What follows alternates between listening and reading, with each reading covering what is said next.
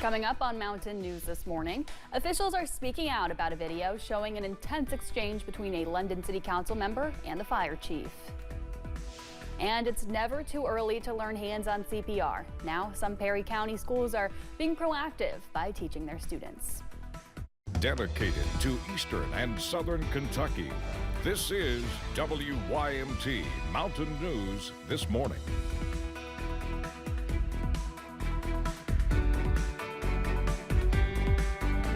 Good morning. I'm Amelia Lee here with you on this Thursday, May 8th at 6:30 this morning. And Megan, we are almost to Friday, but we do have to get through our Thursday first, Megan, especially with some of the rain chances that we have today as well. I know you've been pushing that this morning.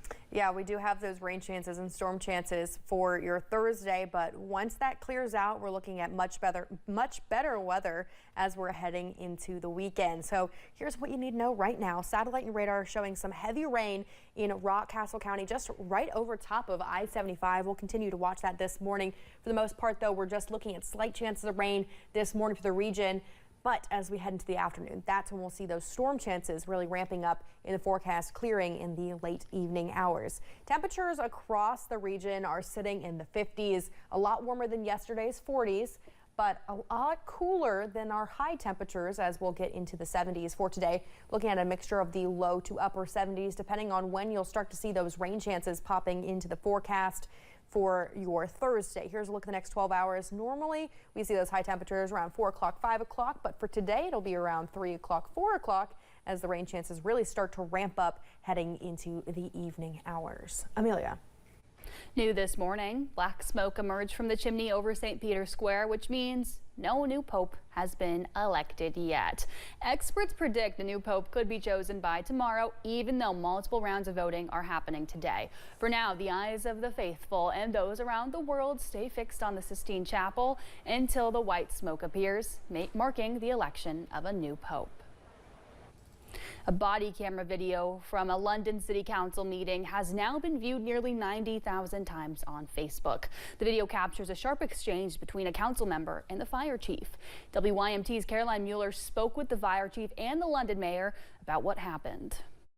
A routine agenda item titled Fire Department Discussion turned into a heated argument between Councilmember Kelly Smith Green and London Fire Chief Donnie Hale. Hale says he emailed all of the council members early Monday morning, hoping to prepare for the discussion, but got little response. I got 2 responses, one from Councilman Ortega, and he stated that he knew nothing about it, and the other one from Councilman Benj, who stated that he had replied through our city clerk. The exchange escalated after the meeting, all caught on London City Police body camera footage. A portion of that video was shared to a Facebook page titled, I support Mayor Randall Weddle. WYMT obtained the full hour and 45-minute video through an open records request. It's not correct. You're just a bald-faced liar. No, I'm not. Yes, you are. No, I'm not. You got involved in politics when you should have done your job. Are you saying I'm not doing my job?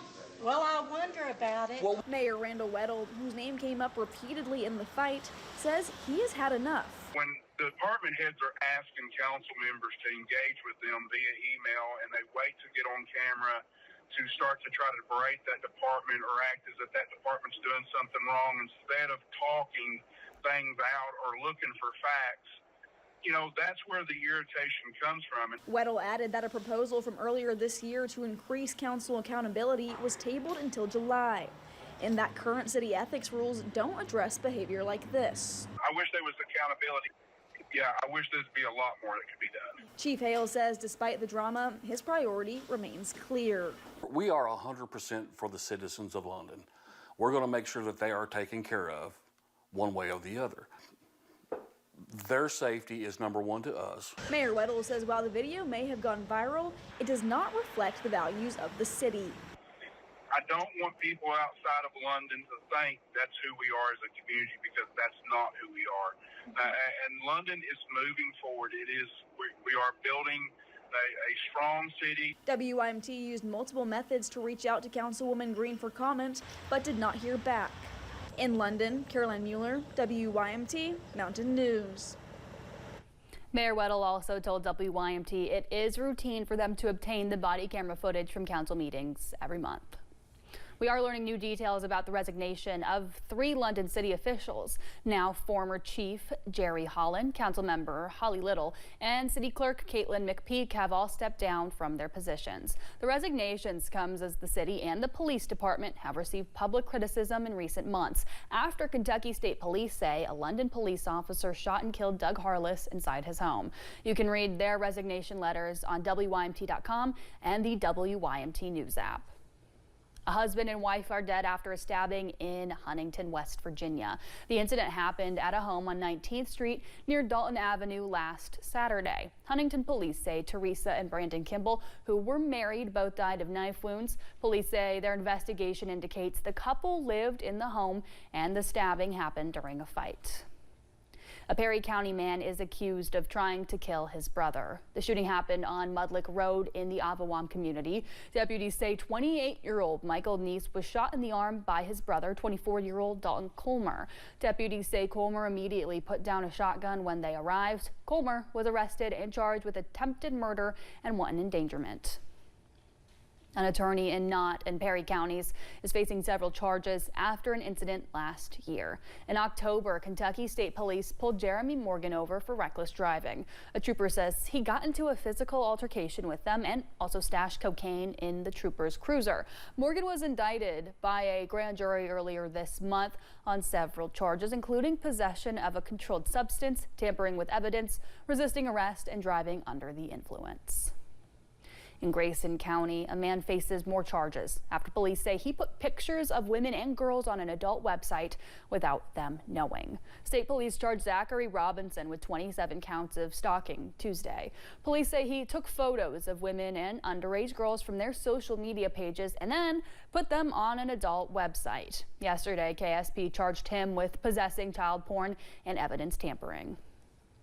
State police are asking for help finding a wanted man. If you look at your screen, you can see a picture of 29-year-old Shodman Yuldashiv, and he's wanted for tampering with physical evidence. He's 5 feet 7 inches tall with brown hair and green eyes. If you see him, you are asked to contact the Moorhead KSP post at 606-784-4127.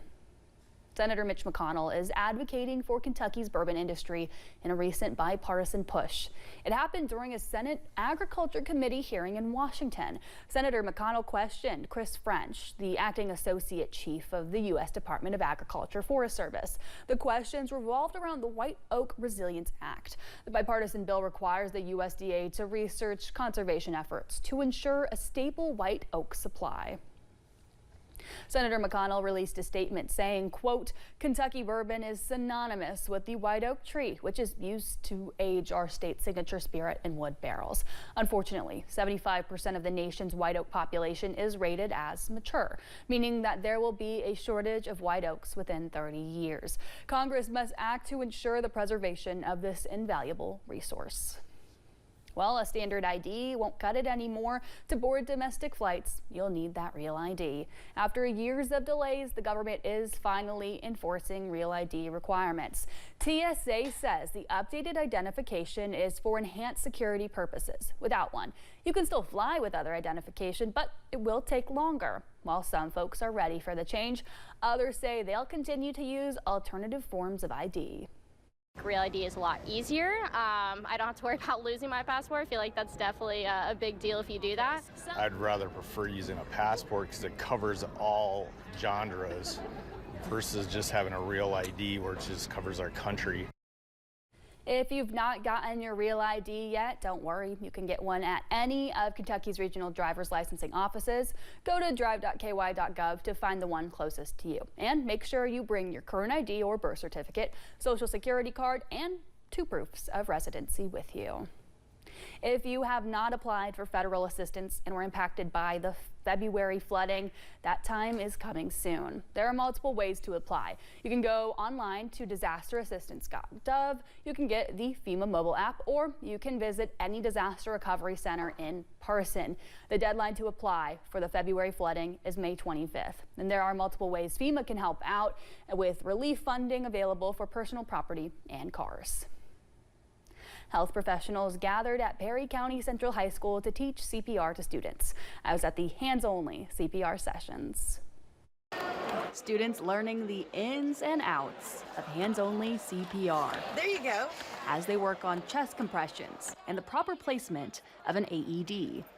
They performed the CPR on the mannequins to show that if they had to jump in an emergency, they could help save somebody's life. Mike Turner with the American Heart Association tells me approximately 350,000 people go into cardiac arrest outside of the hospital every year in the United States.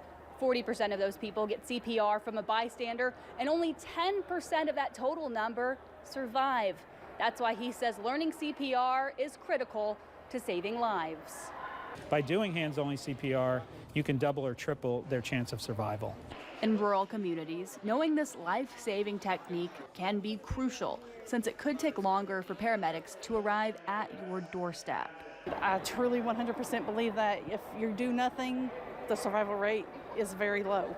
If you do something, it's better than nothing, and they have a better chance of surviving. Sherry Stidham is a trainer and has performed CPR twice, both times on people she knows. I worked on her for 45 minutes. It was a ice storm, so it took them a while to get to us.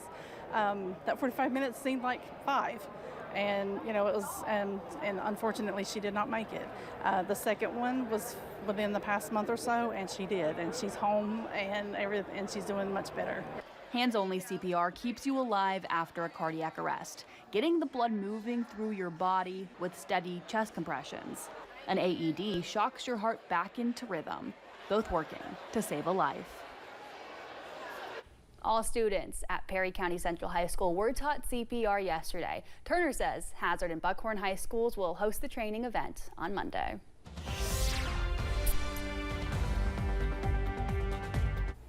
As you're heading out the door, we're going to see those temperatures sitting in the 50s, starting to get a little bit of some warmth for our southwestern counties. 60 degrees in Monticello, 61 in Somerset. Cooler temperatures as you are traveling more towards the east. 51 degrees in Clintwood. High temperatures have a big range, looking at low to upper 70s for the day, as we do see those chances of rain in the forecast dropping our temperatures as we head into the afternoon. Here's a look at what we're seeing right now on satellite and radar. This chance of rain is a little bit heavier as you're exiting Rockcastle County, right over top I-75 just to the east, and we'll continue to see some chances this morning. Highest chances for some rain and storm chances will be this afternoon and evening. So here's what you need to know as you're heading throughout the day. Off to school, we'll see those slight chances of rain with temperatures in the upper 50s. By the time you're heading home, we're looking at temperatures in the low 70s with those chances of storms. Amelia.